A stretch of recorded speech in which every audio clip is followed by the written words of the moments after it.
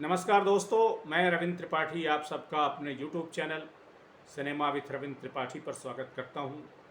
आपसे अनुरोध है कि मेरे इस YouTube चैनल को सब्सक्राइब करें, लाइक करें और इस पर अपने कमेंट भी लिखें। दोस्तों, आज एक डॉक्यूमेंट्री की चर्चा करूंगा जो आज ही नेटफ्लिक्स पर रिलीज हुई है और इसका नाम है Indian predator murder in a court room. जी हाँ, Indian predator murder in a court room. इसके निर्देशक हैं उमेश विनायक कुलकर्णी और ये 2004 में जो महाराष्ट्र में जो नागपुर शहर है वहाँ एक वाक़या हुआ था। वहाँ अदालत में चलते हुए कोर्ट रूम में कई महिलाओं ने घुस कर के अक्कू यादव नाम के एक कुख्यात अपराधी की हत्या कर दी थी। उसमें बड़ी चर्चा हुई थी इसकी और खबर भी आई थी कि क्यों इसकी हत्या हुई है। जो अक्कू यादव था वो दलित महिलाओं के साथ बड़े अत्याचार किए इसने और उसके रोंगटे खड़े करने वाली कहानी है इसमें डॉक्यूमेंट्री में, बहुत अच्छी बनी है। और लेकिन इसको सिर्फ डॉक्यूमेंट्री के रूप में ही मत देखिए, डॉक्यूमेंट्री तो है ही। ये जो पूरा डॉक्यूमेंट्री की जो सीरीज है 3 खंडों में, एक सीरीज लगभग 55 मिनट का है, नहीं कुल मिला करके 2.25 घंटे का पूरा देखने में मुझे वक्त लगा। ये एक आई ओपनर भी है। आई ओपनर तो वैसे हिंदुस्तान में बहुत रहे हैं, लेकिन ये खास वाक़या पहली बार ऐसा हुआ था जब कई महिलाओं ने अदालत के परिसर में घुसकर चलती हुई अदालत में एक अपराधी के शरीर पर लगभग 70 घाव किए थे और वहीं मारा गया था। तो एक कैसे बना अक्कू यादव, इतना बड़ा दरिंदा कैसे बना, जो कि दरिंदा ही था, उसके बारे में जो खबरें छपी और इसमें आई, उसकी पूरी कहानी इसमें है। और ये एक रिक्रिएशन भी है इसमें, क्योंकि बहुत सारी चीज़ें जो हैं आप उस समय एक घटना को बिना रिक्रिएशन के दिखा नहीं सकते।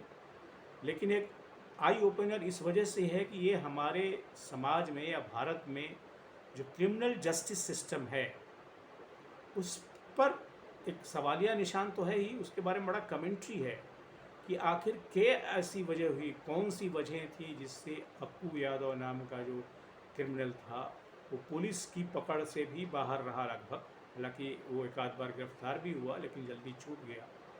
और जो हमारी अदालत है, जो जो कोर्ट रूम सिस्टम है, वो भी उसको सज़ा नहीं दे पाई थी। हालांकि वो एक आतंक था अपने, और उसका आतंक कैसा था, जब इसको आप इस डॉक्यूमेंट्री को देखेंगे तो आपके रोंगटे खड़े हो जाएंगे, इतना बड़ा आतंक था उसका। तो ये एक जो इंडियन क्रिमिनल जस्टिस सिस्टम है उसके ऊपर एक बहुत बड़ी कमेंट्री है। इसको देखते हुए लगता है कि आखिर क्या वजह है। इसमें जो जस्टिस है वो कोर्ट से नहीं दिया जाता है, वो मतलब ये विवादास्पद है कि वो जस्टिस है या नहीं। कुछ लोग कहें कि ये जस्टिस नहीं, ये तो विजिलेंटे एक्टिविज्म है।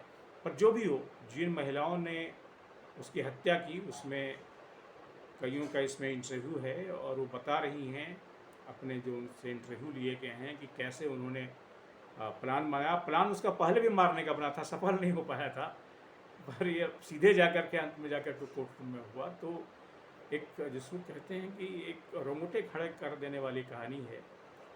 और इसमें एक और ख़ास बात ये है कि इसमें एक कंस्पिरेसी थ्योरी भी है। कुछ लोग इसमें यह कहते हुए बताए जाते हैं कि ये तो हत्या महिलाओं ने की ही नहीं थी, उसको तो कुछ लोगों ने मैनिपुलेट किया था, और ऐसा मैनिपुलेट किया था कि उसको लगे कि सिर्फ महिलाएं ही उसमें शामिल थीं। और उनका ये कहना है कि महिलाएं तो ये काम कर ही नहीं सकती। बहरहाल मैं नहीं जानता कि ये कंस्पिरेसी थ्योरी कितनी सही है या गलत है, लेकिन हत्या तो हुई थी और महिलाओं पर ही केस चले थे। और कुछ महिलाओं ने, जब कई महिलाएं उसमें गिरफ्तार हुई, अंत में कुछ ज़्यादा उम्र की महिलाओं ने कहा कि हमने किया, और वो जो कम उम्र की महिलाएं थी वो कुछ अदालत से यानी क्रिमिनल जस्टिस से बाहर रही, बाद में सब मुक्त हो गई। तो एक बड़ा पेचीदा मामला है। तो ये विजिलेंटे जस्टिस का भी एक मामला है, और ये विजिलेंटे जस्टिस जो है ये महिलाओं के द्वारा किया गया। तो अगर आप इस पूरे जिसको कहते हैं कि एक वाक़ये इसमें अगर आप दिलचस्पी रखते हैं या अगर आप नहीं भी रखते हैं, तो ये डॉक्यूमेंट्री आपको देखनी चाहिए। This is a wonderful documentary and this says a lot about our criminal justice system and our police system, how the police are unable to grab the real culprit और उसके वजह से दूसरे लोग भी अपराध में शामिल हो जाते हैं। यानी कि एक अपराधी को अगर सही समय पर सज़ा नहीं दी जाती है तो कई लोग अपराध की तरफ प्रवृत्त हो जाते हैं। ये भी एक सोशल रियलिटी है और इसके बारे में भी हम सबको सोचना चाहिए।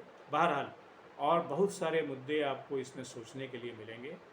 मैंने डॉक्यूमेंट्री देखी, मुझे बहुत अच्छी लगी, इसलिए मैं आपके सामने इसको शेयर कर रहा हूँ। Thank you very much.